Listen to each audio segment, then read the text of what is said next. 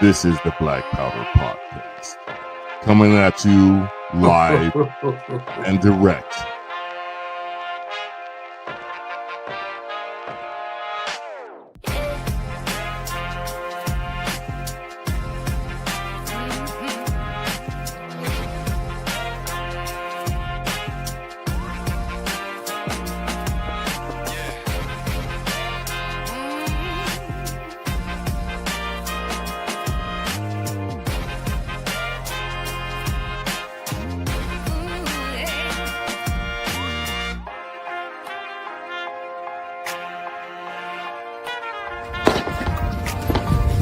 Your salty tears season my life. It's the Black Powder Podcast.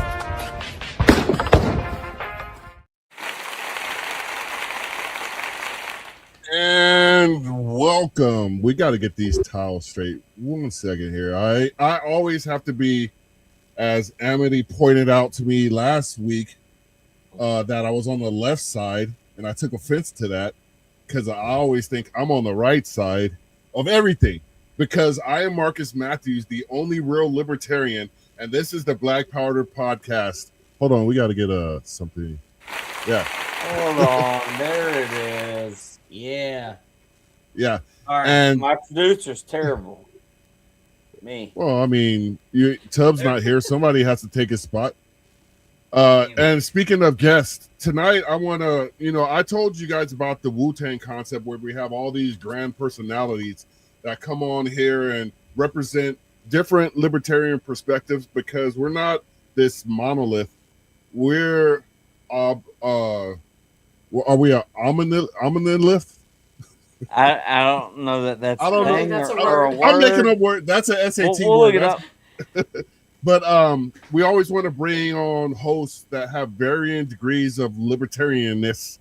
And tonight we have one of my favorite people, Amity Dolby from the great state of Florida. Hey, How you y'all. doing tonight? I'm doing great. How are y'all doing? How's my favorite libertarian? I'm doing great. Oh, I'm doing great. I'm doing great. You're my honorable mention, Eric. Thanks. That anybody but free. And He's pretty cool too. he's all right. He's all right. He's Yeah. a good guy. And then thirdly, we have my good friend, my buddy out of the great state of North Kakalaki, Eric Parker, Bull Liberty. How you doing, Eric? I'm doing good, hanging out, enjoying life, loving it here in North Carolina. It's still hot here. That's the weird part. It was still 96 degrees, so I love Florida. Still hot 2.5 years later. Yeah. We got one of our first comments of the night from the homeboy Jason. Is Marcus Matthews, the only real libertarian. Thank you for mentioning that, because that's so much truth. It's true. And you're tuning in to us. I'm coming to you from the fourth largest economy in the world. Hey. And your father was? My dad was a deacon in a There Southern you go. Baptist These church. are Deacon Brews out of Raleigh, but ironically, Wake Forest is in Winston-Salem. But either way, I'm There you drinking go. Deacon Brews. Shout out to Terry, the producer extraordinaire on Are You Smarter Than a Politician? To which I will be a guest on that show tomorrow. So please tune in. Yay. What platforms are, again, Amity? Are You Smarter? On X at Smarter Game Show and YouTube and Rumble at Freedom Uncut. Sweet.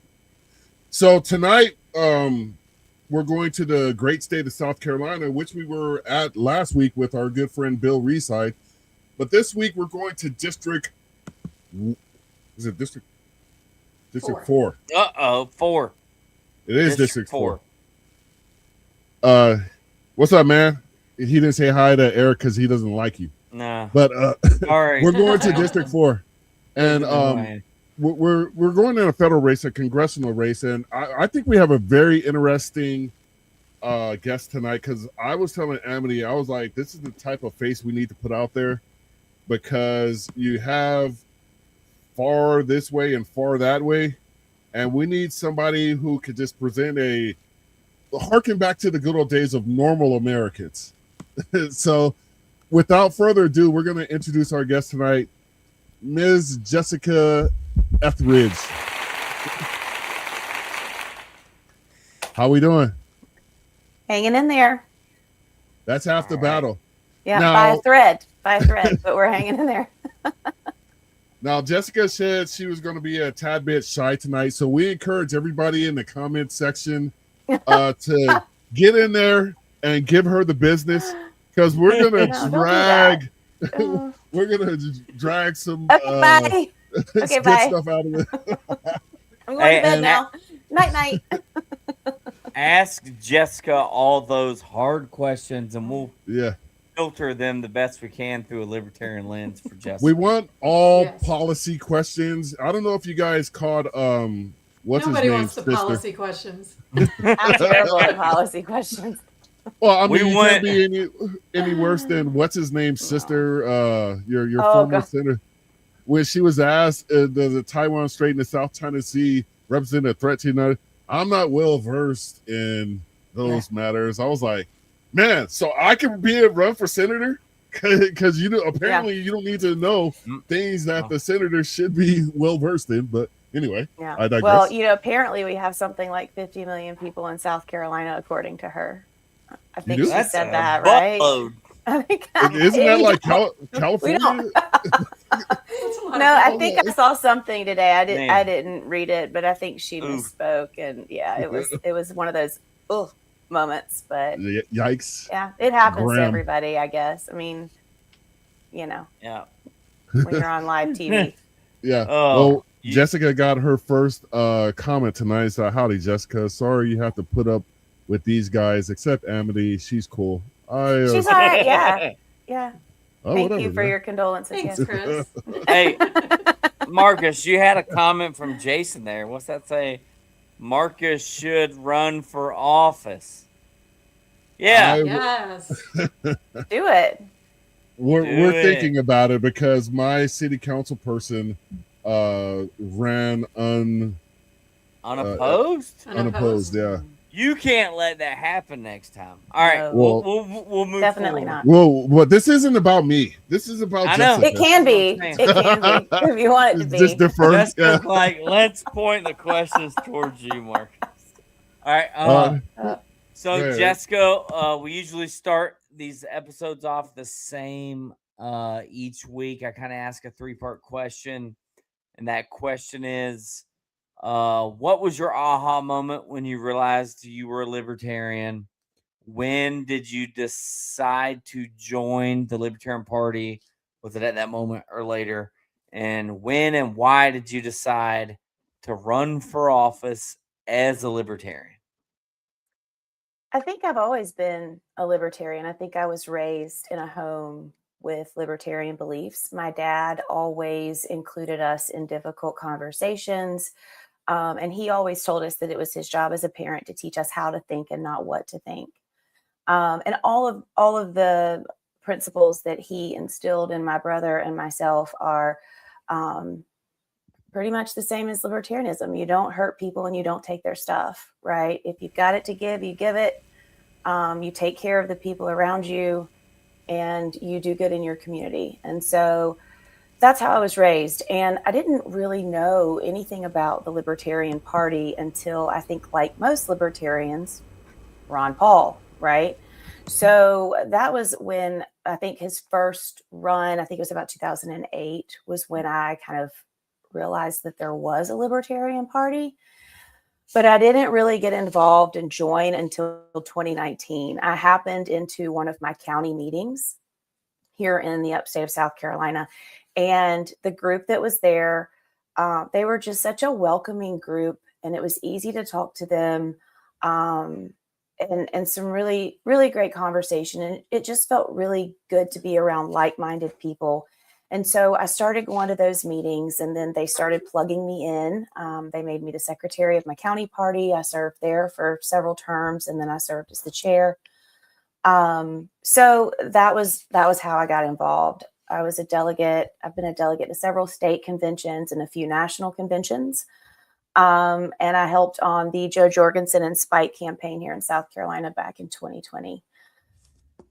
I have, yeah, I have never wanted to run for office. When I was a little girl, probably, I think I used to say I wanted to be president one day, but that was definitely not something in my adult years that I wanted to do. I kind of like being behind the scenes, but in South Carolina, a gubernatorial candidate who came forward to us and said, I'm interested in running. So he was really new to all of us. And so everyone said we could probably get on board with it if he had a strong running mate. And they were like, Jessica. And I was like, what? so I was like, yeah, sure, I can, I'll do it. So I did. And I found that I don't really enjoy the campaigning part in terms of like this type of stuff. This isn't really what I'm good at. I'm better at kitchen tables and on front porches. I loved talking to people. I liked hearing about their struggles and talking about ways that we can fix those things without using the government to do it. And originally, after that campaign wrapped up, the goal was to work toward a gubernatorial run in this election. But as I think pretty much everyone is aware, that whole situation was a shit show, right? Yeah. And so I was like, I don't want anything to do with it. Plus, I have a son who's a senior this year, and he's an athlete. He plays football, which is obviously a fall sport.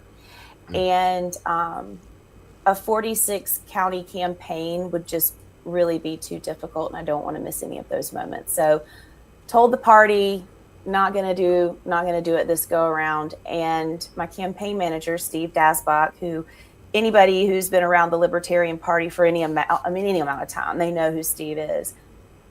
And he asked me, he said, well, Jessica, what about a House run? And I was like, House? Whose House? And he was like, the U.S. House. And I was like, so talked to my family, my friends, and they were all like, yeah, let's do it. So here we are. Here we are doing it. So, awesome. Yeah. Amity? That's pretty wild. Yeah, so I mean, a couple things you mentioned. You mentioned Ron Paul, and I think a lot of us have a Ron Paul story. Happy birthday, Ron Paul. He's 91 today. Libertarians are great at explaining like what government shouldn't do, but you also mentioned, not hurting people. Don't hurt people, don't take their stuff, which is a great slogan that we all know and love, and just helping people when they're in need. A lot of people look to Washington and think that Washington's going to solve all their problems. So do you have a message that you put out there to explain, like, with something maybe happening in your own community that demonstrates how, like, people, charities, businesses, churches, and voluntary organizations can help people without always feeling like they need somebody in Washington to fix everything for them? Absolutely. Yeah, we have a lot of, I think pretty much everywhere you can find a lot of charitable organizations that serve a number of different purposes. And so I definitely point to those when I'm having conversations with individuals. I don't ever go into a conversation with the intentions of changing someone's mind, right? When I'm talking to people about their needs, because at the end of the day, I am asking people to elect me to represent them. I cannot do that if I don't fully understand their challenges and their experiences. And so anytime I have a conversation with someone, it's always from a place of, I want to understand. And so I have found that a lot of times people are a lot more open when they don't feel like you're telling them what you're going to do for them, but rather you're listening to what they need and hearing their needs, and coming from a place of, I want to help. You know what I mean? Not I want to do this, but I want to help you. Absolutely. So, but I always, coming back to your question, I always do try to point to local organizations. A lot of families right now, I think, are struggling with the cost of living. There are a lot of families who are having trouble buying groceries. I mean, there are families who are having to choose whether they're going to keep the lights on or they're going to feed their kids. And so helping people locate resources, knowing that there are resources, and pointing to that as a means rather than leaning on the government.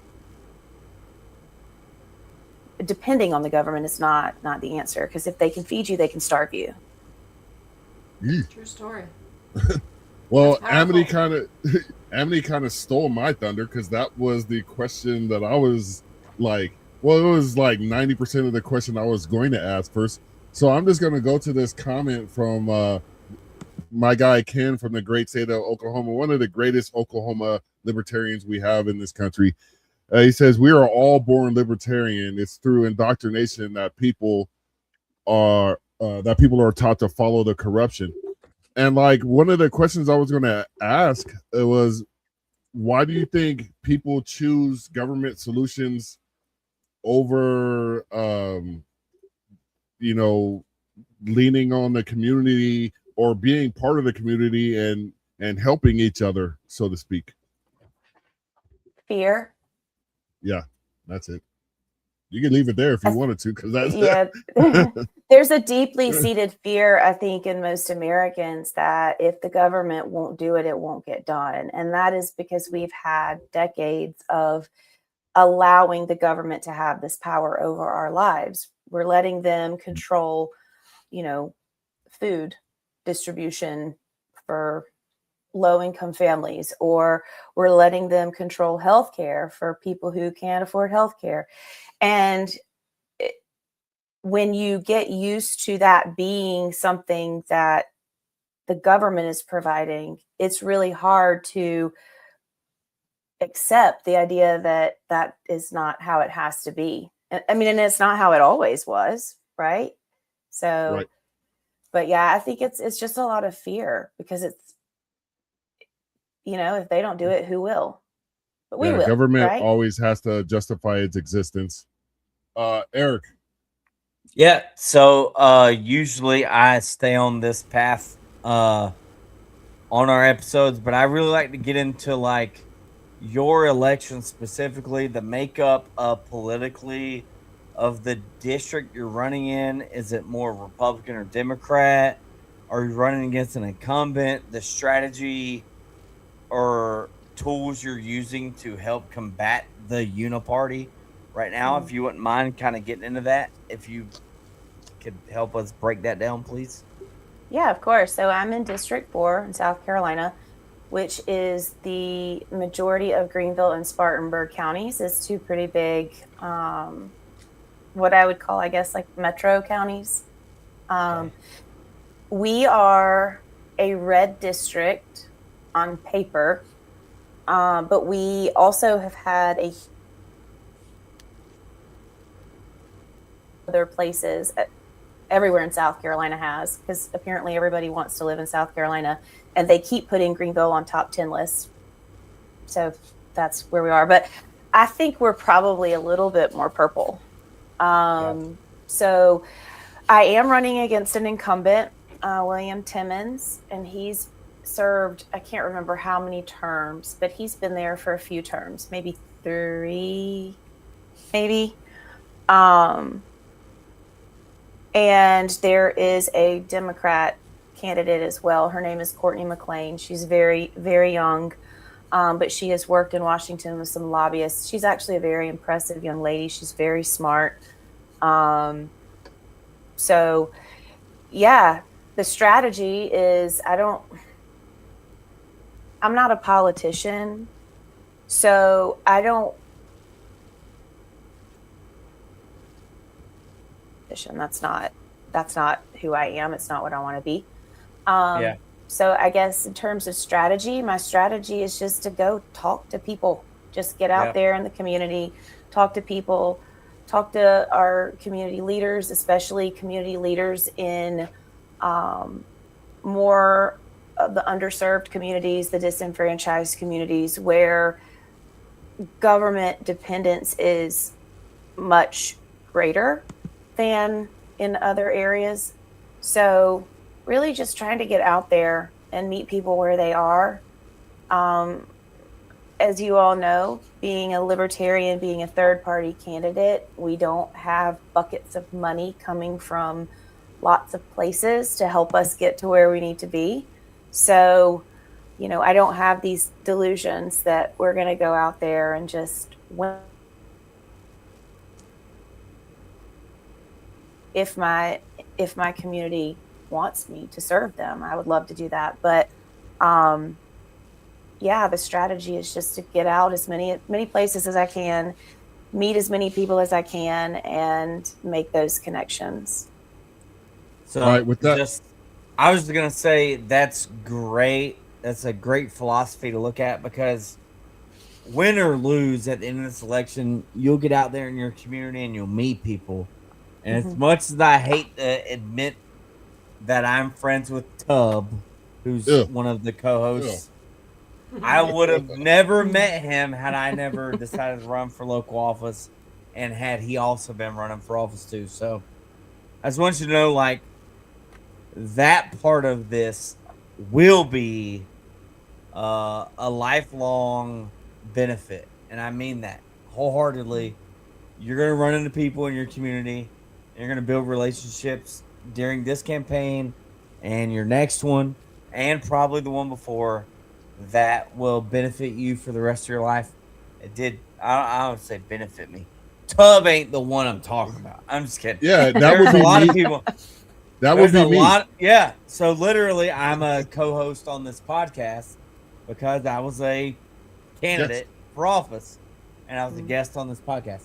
So I kind of wanted to add that to this, like you say, oh, this is my least favorite part. But I would use these podcasts as an opportunity to work on these conversations, these questions, and these arguments, and these policy statements. And anytime, and I get it, we're all libertarians, so it seems like you're in our corner, but we don't all agree on everything.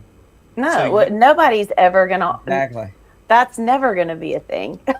So, but to your point, getting out and talking to people, you do make those connections, those lasting relationships. And I have found that some of my biggest allies are people that I don't necessarily align with politically. Yeah. But they support me because they believe in me as a person, and they believe that I want to do good things for my community, even if we don't agree in how we get there. So yeah, it's all in those relationships and how you connect with people, and definitely lasting relationships come out of these things, and it's always a benefit, probably the biggest benefit, I would say. All right, before we jump into Amity, two things. I'm going to have to ask her what question that she's going to have to have free text me what question you're going to ask next, so you don't blindside me with the same question that I was going to ask. Eric just asked a similar question to what I was going to ask, but it's a good All segue. right, So we should compare notes before we start these. I would say we're all on the same page then, and that's a beautiful thing. That's the whole concept behind Wu-Tang, being on the same page and all that. Yeah. But we're going to take a quick commercial break right here and go to this website, jessicaforsc.com/donate. You don't have to be in the great state of South Carolina. I was in Charleston a few years back. Beautiful state. I've been there 3 times. First time, it was humid as Hades, and I got bit by a mosquito. I literally stepping off this bus thing. We were on a bus tour for the company I work for. I took one step in South Carolina, and something bit me in the forehead. I slapped my head. It was a mosquito. So it's a beautiful state, steamy, beautiful people with great seafood. But we want to send Jessica to Congress to represent all of us, and that's what she'll do there. And so you don't have to be from the beautiful state of South Carolina to go to jessicaforsc.com/donate and give $5, $10, $15, $20, whatever you could do. But if you support liberty, if you want to make sure your kids have the best future possible, we have to start taking accountability for the people we send to Washington, D.C. And I personally, at this point, I endorse Jessica's run for Congress. And, that holds a lot of weight, because she mentioned a good friend of mine, Spike Cohen, after I endorsed him, he blew up, and he will tell you that. When Spike and I go back 15 plus years. So it's jessicaforsc.com/donate. And at this point, I will pass the microphone to my beautiful friend Amity and her question. Thank you. Before I do ask a question, just a technical note. It appears that the chat on X is not working on the StreamYard platform. Yeah. So if people want to chat with us and ask questions to Jessica, please go over to Facebook or YouTube so that you can ask those questions and we can get them out. So my question, you mentioned your district being red on paper, probably being purple. A lot of people, a lot of conservatives are disaffected MAGA right now. It seems like the Republican Party has fallen away from the principles of limited government. Have you talked to people in your district yet who may be leaning libertarian or considering voting for you because they would never vote for a Democrat, but they're just sick and tired of the Republican Party? I've had people on both sides who are sick of all of it, who have expressed their support, Republican and Democrat alike. But I will say specifically, as to the MAGA crowd, that, can you guys hear me? I think my internet cut out. Yeah. Okay. We can hear I have noticed that. It's are we good? Yeah, we're good now, but it freezes up a little. Yeah, freezes. Damn right. But I have noticed, a lot of the people that I have spoken to, they are a lot less supportive than they were, and they are a lot more open to having conversations, to hearing the ideas, because it's interesting, because I talk a lot about how I approach people. I don't ever go to somebody and say, hey, I'm running for office. You let it happen organically. And so then when I say, yeah, no, I'm running for Congress, and they're like, Congress, what? And then we start talking, and they're like, yeah, no, you're really right, And so that's how I think they start to like let their guard down. And that's when the conversations happen. But I have noticed that a lot of them are definitely, the ones that I've spoken to at least, are their red glasses are coming off. So hopefully that's a good sign for me. It gives me chills. Yeah. Amity, do you have a follow-up to that, or? No, well, I mean, so I guess, yes, I do have a follow-up, and it was actually, I saw it in the comments, and I don't think it was starred, but I'm going to read it anyway. Free, which is my better half. He asked, how do you get the libertarian message out in a red? I did star that one. Oh, sorry. I didn't see it. And I was going to, that's my follow-up. Dude, hold on. Because I wasn't going to ask a question. I was going to post that as my question. And you just, you just beat me to the punch today. Outed them. Damn. All right. Yeah. Here's the damn question from Amity, not me.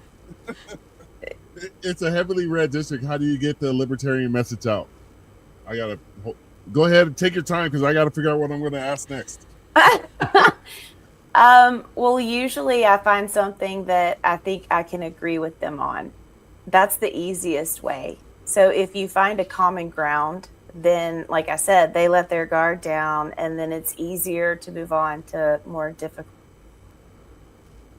The hardest topics I have found here is around ending qualified immunity, prison reform, that sort of thing. So typically, if you can dip your toe into the water with something a little simpler, like how our government is spending way too much money, as a broad topic, and you get them on board, and you're like, yeah, and then you have this thing, and then you have this thing. And a lot of times people, I like to throw in how much money we give to like national defense, how much of the budget goes there, and the fact that that is the one department in Washington that has never passed an independent audit. Because usually when people hear that, they're like, I don't know that. Yep. Yeah. And also, so- you can't really lead with F the police. Right. Never. Yeah. No, that's not a good idea. It's just not a good idea. Which I would never say that anyway, but you know, Yeah. there are certainly conversations that need to be had on that topic. But yeah, Sure. so that's like you go in smooth and then you find something that's like they're gonna be like, whoa, wait, what? And then they're a lot more open to everything else. I let them lead the conversation though. Like I said, I don't have a strategy. I don't. Like I let them lead. Right. All right. One of our regular, I almost said normals. Chris. Normies. There's nobody. Normie. There is Shit. nobody normal in this Yeah. in this party. No. Chris said, should free host the show? He already does. Pay attention. Okay. He's part of the Wu-Tang Liberty Caucus, Libertarian Liberty Caucus. So he is a host on this show. And I was going to lead into my question. First of all, I think the RICO statutes need to be used against the government, you know, because it is a conspiracy. There's multiple people, all especially in the Pentagon, because it's absolutely ridiculous. They want $1.5 trillion. Amity, where's the countdown thing? You haven't brought that up. The debt. Hang on. And she stole my thunder. I'm just kidding. That was my next question was national debt, so I'll let Amity have it. Sorry, I just When it showed comes everybody up. I'm in short shorts. That was probably not a good idea. Honestly, our views Yeah. just went up. Yeah. I can't believe I just Hey, did that. can you put that back over there on the table so we can get some more? All right. Understand. Oh my gosh. All right. He's got hella followers. Yeah. All right. Just kidding. I wasn't looking. The internet. I'm I so wasn't embarrassed. For the record, Amity, I was reading my notes. I didn't see anything, so you're good. Yeah, Didn't yeah. happen. Free But, tells me that should be in my strategy on X to gain more Well, followers. I mean- It but I just don't do it. occasionally Liberty grab things. Bunny is going to get clicks. So we'll just, Okay, moving on. anyway, Yes, moving on. the debt Hold on. just switched to Yeah. Just over 40. I just Yeah. subscribed. Yeah, just So- over Yeah. 40 trillion. Well, I'm Yeah. gonna leave that one to Eric. No. So I'm gonna pass the baton to Amity. Did like Rand Paul retweet your post or something? Yeah, I thought Um, it was Sure. Today, Was it uh, Rand No, yeah, Paul? This you had a one? picture. Yeah, I think he retweeted the picture So- of your. he may have retweeted. I haven't seen it. He retweeted when it hit 37 trillion, and then Zero No, he- Hedge picked it up. But yesterday, Massey quote tweeted it. He also shared it on Insta and Facebook. But I don't know. It's close to 1 million views now. I caught the video of it when it actually flipped over to 40 trillion. So Yeah, So- they did. I knew I recognized it. I'll pass this to you, but can we talk about the national debt? And I feel like that should be your question, Amity. It's trending in your direction, but Jessica, the national debt. You talk about how it's the greatest threat to America's sovereignty and national security. Can you explain why? Well, yeah. I mean, if we're in debt to other countries, that weakens us on a world stage, right? I mean, if you're indebted to someone, you're beholden to them. Just like Eric is in Money debt to from- me for bringing him on this show. But go Well, I'll drop out right now if that's the case, because like the Bible Yeah. says, the borrower is slave to the lender. You know what I mean? Yeah. So, yeah, Well, and I mean, based on what I read, and I have some notes in front of me because it is late, and I've been up since 3:30 this morning Eastern time, so I am very tired. But when I was doing some research a couple of months ago, just to kind of put together my notes and talking points, I have a note here that 20% of our debt is held by other foreign governments. Japan, UK, and China. Japan is 1.2 trillion, and it could be more now. Japan was 1.2 trillion, UK was 0.9 trillion, and China was 0.7 trillion. And I don't really think that I don't think that we want to be indebted to any. But those three don't, well, Japan and China definitely don't sound like very good ones to be indebted to, right?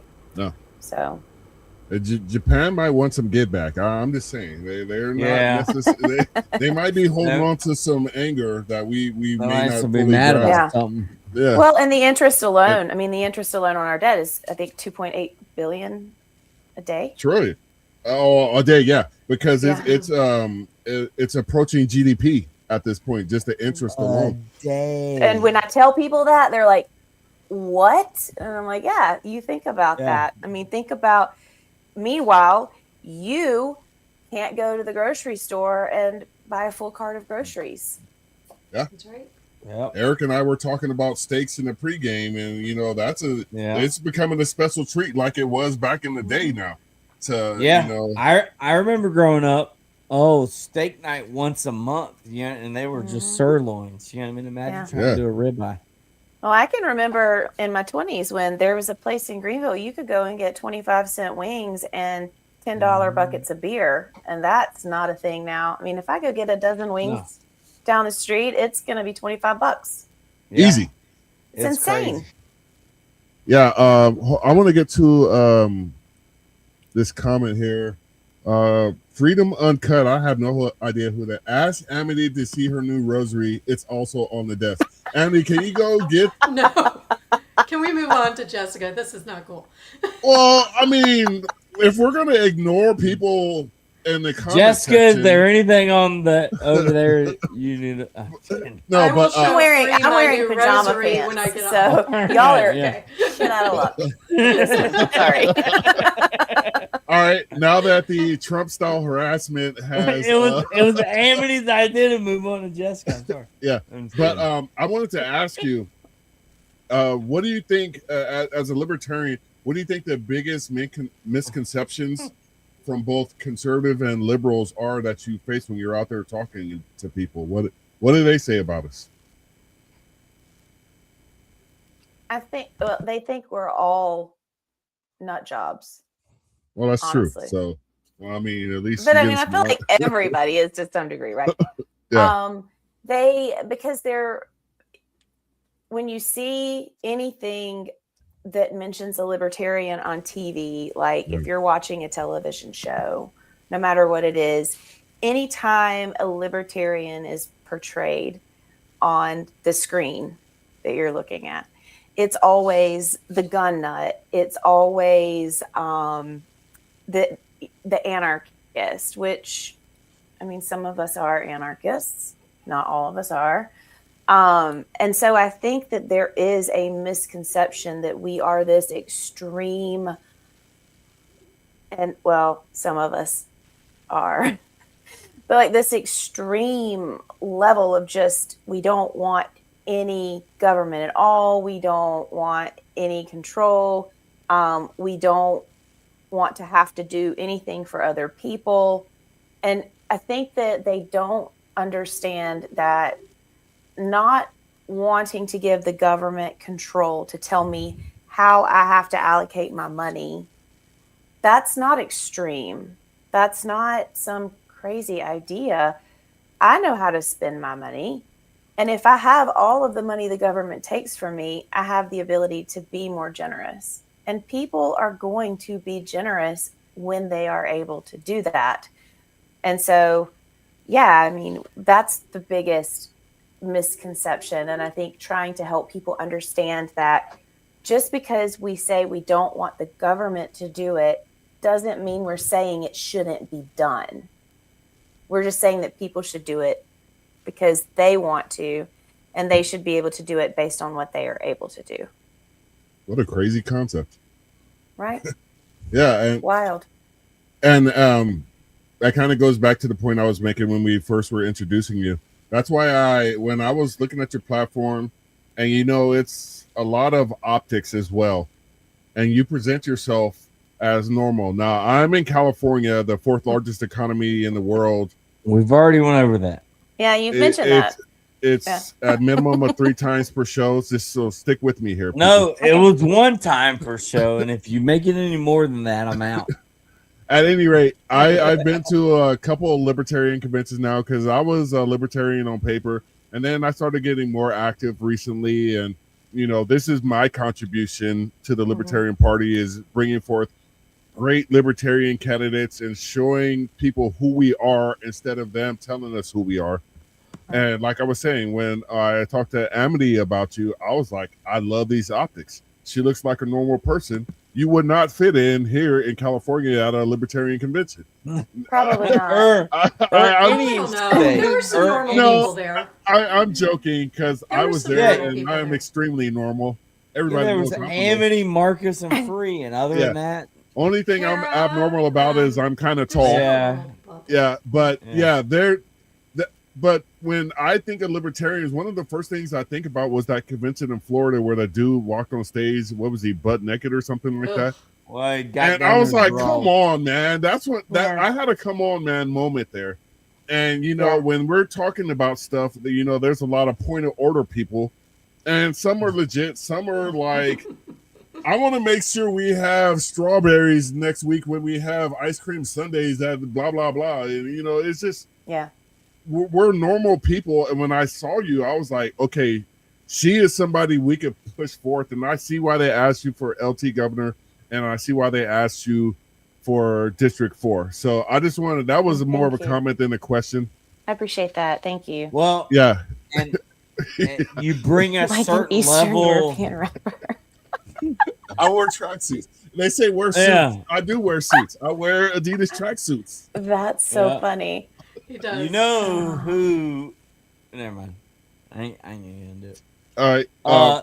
Jessica, you bring a certain level of professionalism to the Libertarian Party, not just in your state, but the rest of the party. So I think that's what Marcus was trying to say.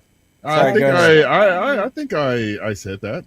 It just took way longer than was needed. But I wanted to wait till Free had this comment about me being an Eastern European rapper.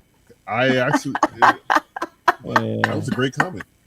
Hey, let's go to Amity. What do you got for us? Yeah, well, I'm one of those, gun nut anarchists that are pretty extreme, but I also believe in incrementalism. We don't live in a utopia where we can just snap our fingers and have this libertarian, utopia where everything is exactly how we want it to be. And we may not see it in our lifetimes, but I guess my question would be, if you were to get elected in Washington, I've seen, going back to the 40 trillion, I saw so many politicians reposting who voted for like the big beautiful bill. And I'm like, you did this. Like, why are you complaining about the spending? So, everyone in Washington talks about cutting spending, but nobody does it. So are there any programs that you would be willing to start cutting and go back to your constituents and be like, I know this is hard, but this isn't something Washington should be doing. What are some programs that, we can immediately cut from the budget that you have confidence that you could go back to your constituents and say, this just isn't something the federal government should be doing? Well, I think obviously that conversation starts with Social Security. Social Security is one of the biggest line items in our national budget. But like you said, Amity, and this is a conversation that I have with a lot of libertarians, when you say that you want to start scaling back Social Security, it scares the hell out of people because they don't, and you can't do it all at one time because you have people who are dependent on that now because they've paid in all of their lives because they did that with the understanding that that money was going to be there. You can't just pull the rug out from under people. But I do think that that would be one of the programs that we would want to start with. How that would get done would be the biggest challenge. I don't really have an answer for that. I think that's something that would have to be done in real time. Sometimes you gotta build the plane as you fly it, you know? And I'm not somebody who's going to say I have all the answers. I'm not going to make promises I don't know that I can keep. But yeah, that is, I think, Social Security and those types of benefits are something that would need to be looked at. And I have a lot of friends who are supporters of, Medicare for all, universal health care and that sort of thing. And they really don't like my stance on that. So, but that's okay because we can't all agree on everything. Yeah, Right. I mean, I think Chase Oliver had a great plan where he suggested that for people, say 50 and under or 40 and under, they stop paying in their portion, and the employer portion is still paid until the boomer generation is done receiving their benefits, just to fund it, because obviously it's a Ponzi scheme. What they paid in is no longer there. So, he suggested sunsetting that way so that the younger generations can invest their own money and we can phase out of it rather than just cutting it off and saying, sorry, 70-year-old, we're just going to stop doing this. You just can't do that. Right. You can't. You really can't. And then, I mean, too, I think we have to, lawmakers, congressmen and senators they've got to stop spending money on the smaller things. Like there was a bill, I don't have it right in front of me right now, but there was a bill that my opponent voted on. He voted in favor of, I can't remember if it was last session or the session before, but it was Holocaust education. Noble, indeed. However, it was a line item for, I think it was $2 million for each fiscal year for 5 years. If I'm not mistaken, I think that's what it was. That's $10 million. And if you've got a bunch of those little things, like those little things add up, right? And those are the types of things that we need to be encouraging our lawmakers to vote no on. We need to be sending people to Washington who are going to say, you know what, that is not going to serve the people of my district. If we need Holocaust education, that can be done voluntarily. There are organizations out there who are bound to be willing to do that, right? Donors who are bound to be willing to fund that. The government, that's not something the government needs to be. And it's part of history class. Things like that. And it's part of. I think I like to start with the smaller things first, because those are the things that are easier, I think, for people to digest, rather than starting out of the gate with, let's start to phase out Social Security, because people shut down. Yeah, because to that point, something like that, that's part of the curriculum already. It's a major part of every discussion on World War II, if not the most discussed fact in World War II. So those are the things we definitely don't need. Because when you said that, I was thinking about, I'm going to the grocery store and I have 40 items in my cart, and I was like, oh, these are only $2 a piece.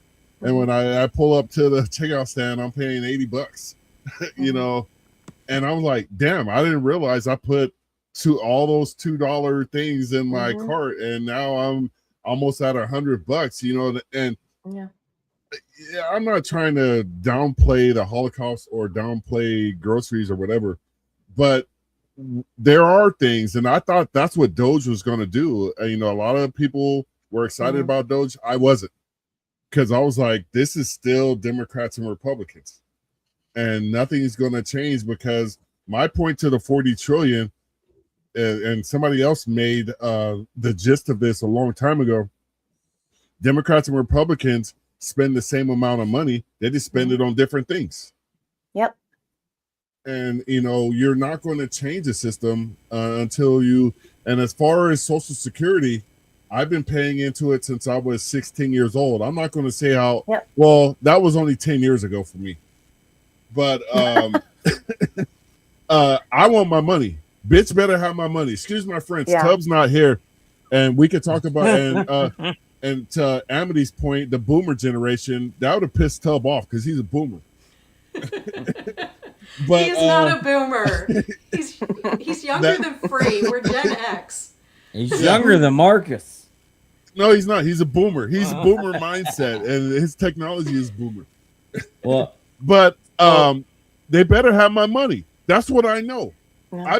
You've been stealing. Good song. It's not an entitlement when they steal something from you. That's why I liked it. I know a lot of people still call it entitlement, but they stole that money from me because I didn't volunteer for that crap. And that's what libertarian is. Yeah. Yeah. But it's So, also another really good example of when you give the government control, when you empower government to do something, to take something, you're probably not going to get that thing back. Like, it's a lot harder to roll it back once the government has that control than it is to just say, no, that's not a good idea out of the gate, you know? No, yeah, that's true. Government will never cede power. It either takes by force or by the will of the people through ignorance, so to speak. Yeah. So we're coming up on about 10 minutes left. Eric, get to your last question. yeah, and I kind of put it in the comment section if you could pull it up. But a year and a half ago-ish, I posted this article that said there were 678 federal agencies. So that number has likely gone up since then. But which one should be abolished first, according to you? And I mean, I get it. You don't got time to peruse. But off the top of your head, if people went through to usa.gov/agency-index, they could read through Military Academy of the United States. That one might be okay. I don't know. But then you got Technology Transformation Service. I'm just scrolling down. Are you going to read all 678? No. I think you should. You should. Okay, good night. Okay, night. I'm going to bed. Yeah, National Drug Intelligence Center. Like that, I'm down at 600s now. Drug Intelligence. I'd love to work for them. There are a lot. There are a lot of agencies, and I bet that number's going up. Someone ask AI, look it up, correct us in the comments. Has the number went up or down since I posted this a year and a half ago? But all right, 670. Which one? What would be the first one you would abolish? Well, off the top of my head, I want to say the ATF. Oh yeah. Right. Yeah. There you go. Good one. I think that would be just off the top of my head. I haven't looked at the list of however many, 658? Is that what you said? 78. 78. I was close. You were. You're close without going over. You won the showcase showdown, but I think the ATF would be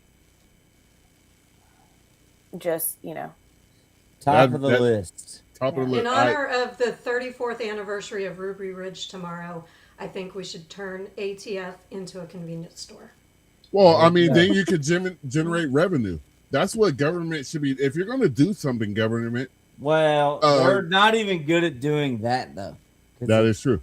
They're good at taking if they tried doing that, the black market would be better than they are. All right, so we're going to get to the black market comment. Is Free still here? Because I got some comments for Free. Can I introduce you guys to someone before we wrap up? Absolutely. Yeah. There's someone I want you to meet. Hang on. Everybody loves this guy. Hang on. Okay. Here we go. If she pulls Spike Cohn out of the back room, I'm going to be pissed. It's Spike. But she can't hear us. Oh, see, this is how you get points on Are You Smarter Than a Politician right here. You need to come on the game show, and then you'll get points for the... Oh, is it a bunny? Is it a rabbit? Flopsy. Oh, Flopsy is my chief of staff. There you go. He's my head of security. Heck yes. He campaigns a black with rabbit. Me. Very cute. Yes. He's very mad at me now, though, because...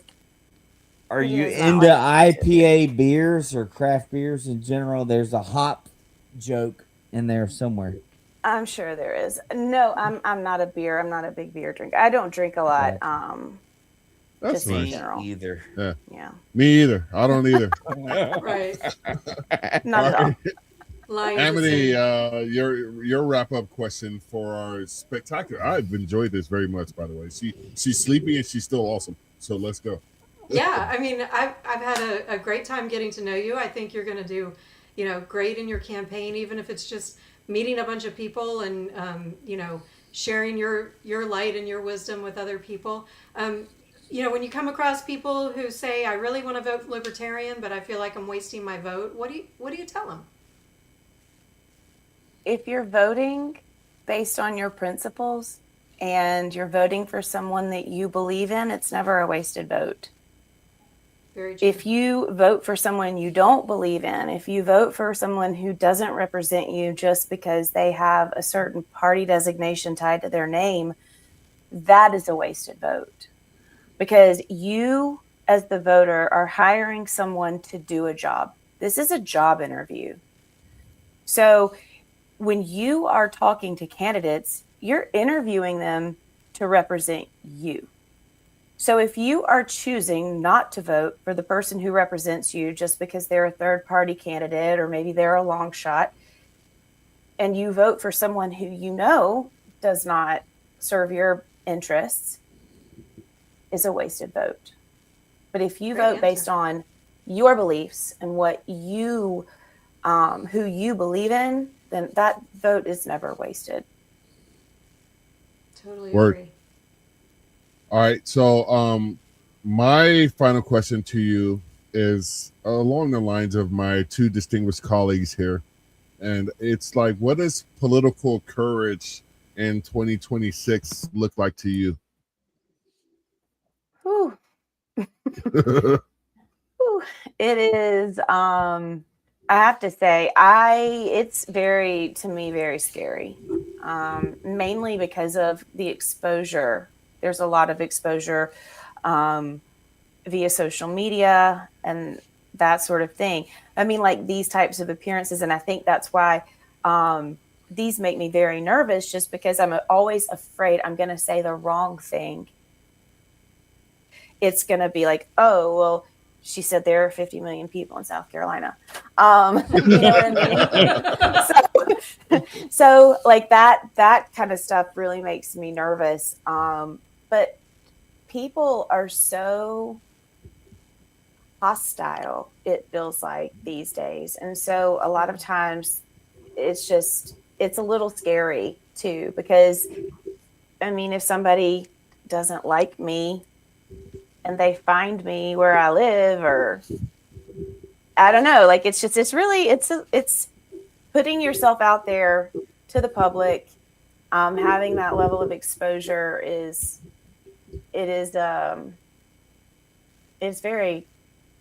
unnerving at times, but yeah, especially if you have a family, that's completely understandable. Mm-hmm. I thought you did great. Well, thank you. Me too. Yeah, they were so far. A lot, and sometimes I talk in circles, and yeah, I didn't get that vibe. I got the down home. Actually, I'll save that for when we kick you out of the studio, because we're going to do a little recap about you. The people in the SCLP would probably tell you guys that you got the very mild version of me. Well, now I'm they disappointed. See the more feisty side. I'm kind of sad now. What the heck? Why did you go? Well, because y'all Texas Pete on us. Y'all haven't gotten on my nerves. Y'all haven't gotten on my nerves yet. So. Oh, okay. Well, she didn't have to bless your heart, Marcus. Yeah. No, Amity gave you a show.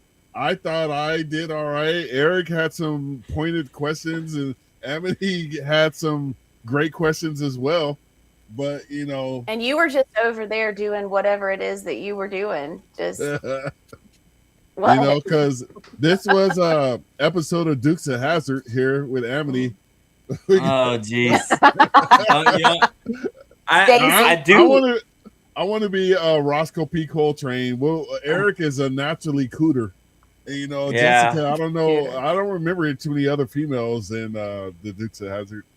You won't be able to share this one with your family. I'm sorry, Jessica.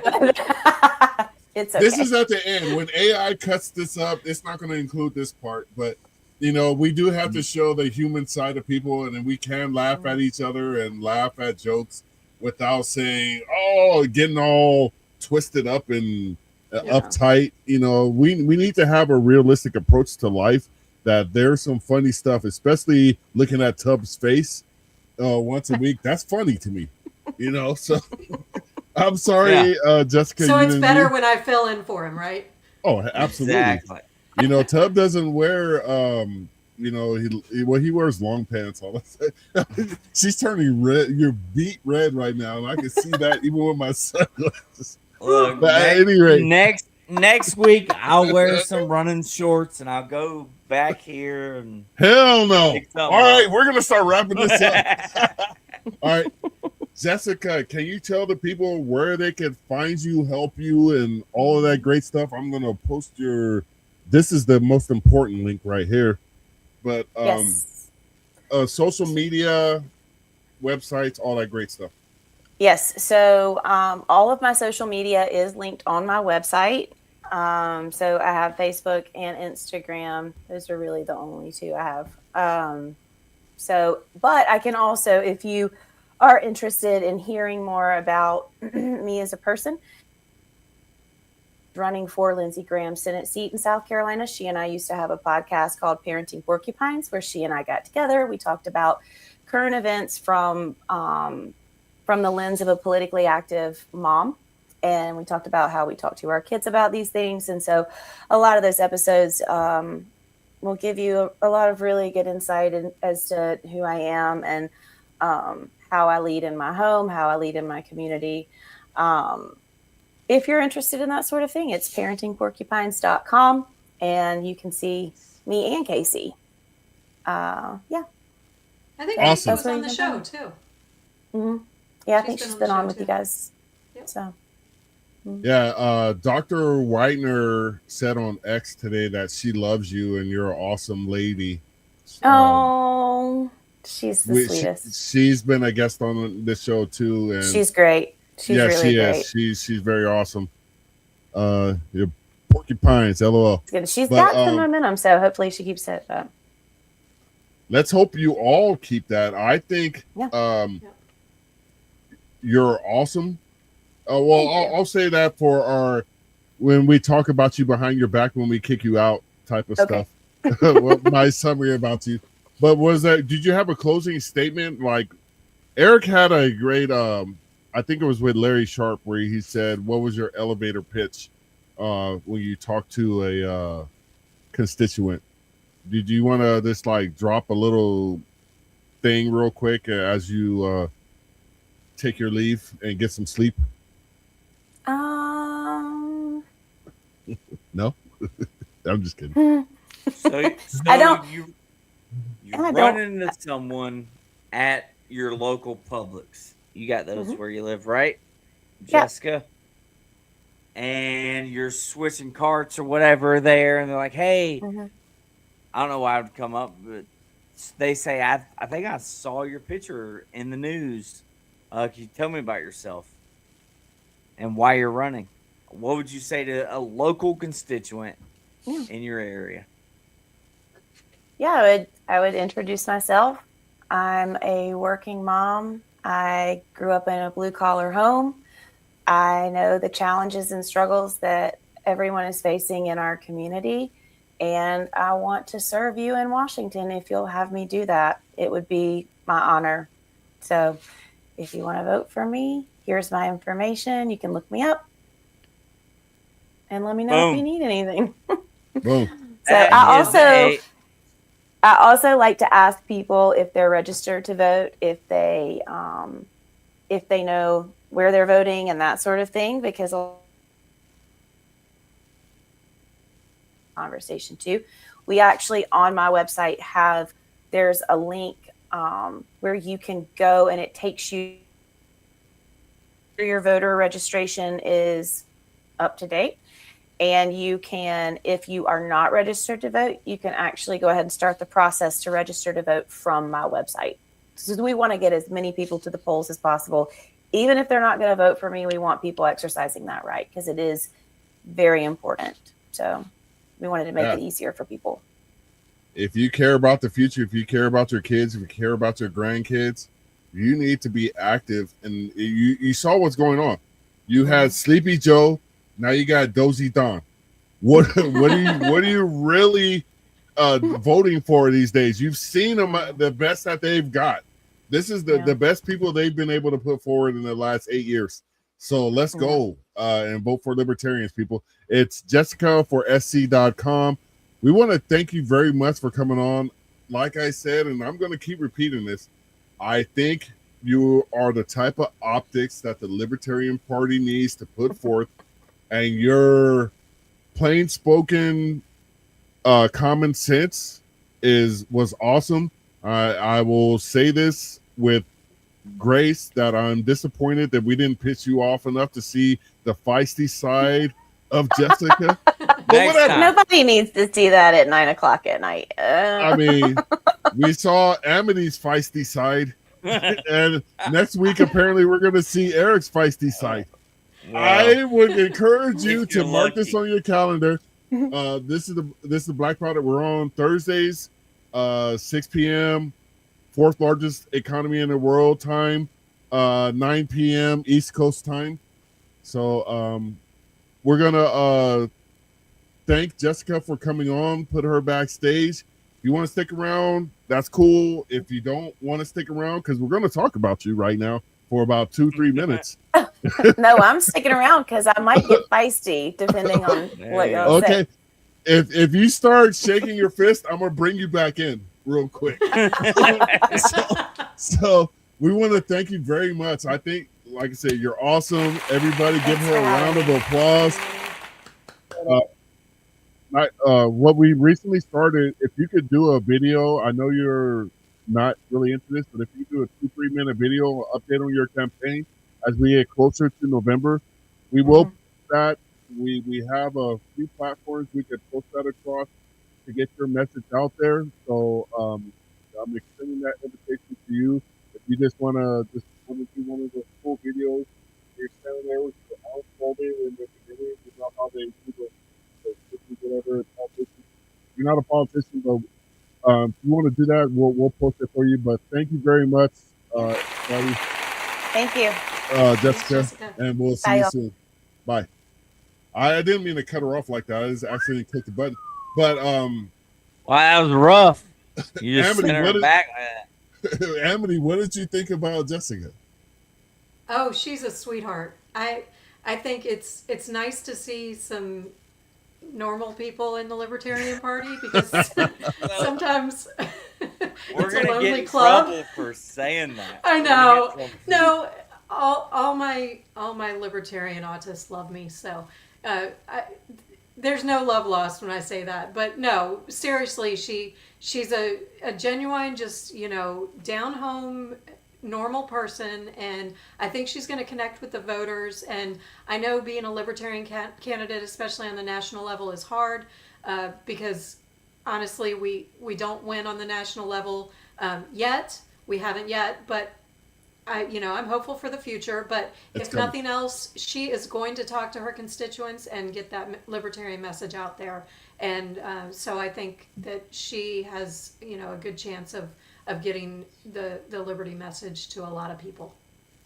Eric? I would just say, like, the position she's running for, like you kind of alluded to, Amity, is a great way to get the definition of what a libertarian is out to people in a large area. You got a constituents of how many ever thousands, I don't know, 60,000, 100,000, whatever that number is, according to the Constitution. But you get my point. Like, you could talk to a lot of people. Marcus thinks it's hilarious. I'm sorry. I should have posted this comment immediately. Go ahead. I'm sorry, Eric. Go ahead. My bad, homie. Yeah. Free. All right. Doesn't matter what I have to say. No, it does. It does. I'm sorry. What's funny is Amity had to, like, shut her camera off. She spit her water out. I'm assuming was water. If not, that's a large glass of wine you've been drinking, Amity. But I'm just saying, great opportunity for her to introduce constituents in her area to a normal libertarian. Yeah, what he's trying to say, like, she's a great candidate. Yeah. I thought this, and this whole segment right here reminds me of Barbecue Pit Masters, where they turn in their box and everybody's like, they're like, well, your ribs weren't spicy enough or saucy enough, or whatever. I think Jessica's ribs were saucy and spicy enough that Americans can truly understand that libertarians aren't these abnormal people. I don't even know if I could really like go forward in saying that, because being normal has got us in this position that we're in right now, because our public schools indoctrinate kids to think government is omnipotent. And I say that all the time, and I firmly believe that, because from day one they indoctrinate you into following government orders and whatnot. That's why you should homeschool or find a school that's going to teach your kids that this is a republic and not a democracy. Right. But at any rate, Jessica struck me as an individual that the Libertarian Party needs to elevate and put forth in front of people. That way we can get those indoctrinated normal people. Don't tell them I said that part, but we can get those indoctrinated normal people to understand what liberty is. And what does that even mean, bro? Hold your hormones. Geez, I don't even know what that means. At any rate, I want to thank both of you guys for tonight. It was an awesome show. Thank you very much to our guest. And with that being said, we're going to let Amity say the whole thing going out after I say this has been the Black Powder Podcast. Live free or die. Arato, vato. See you later.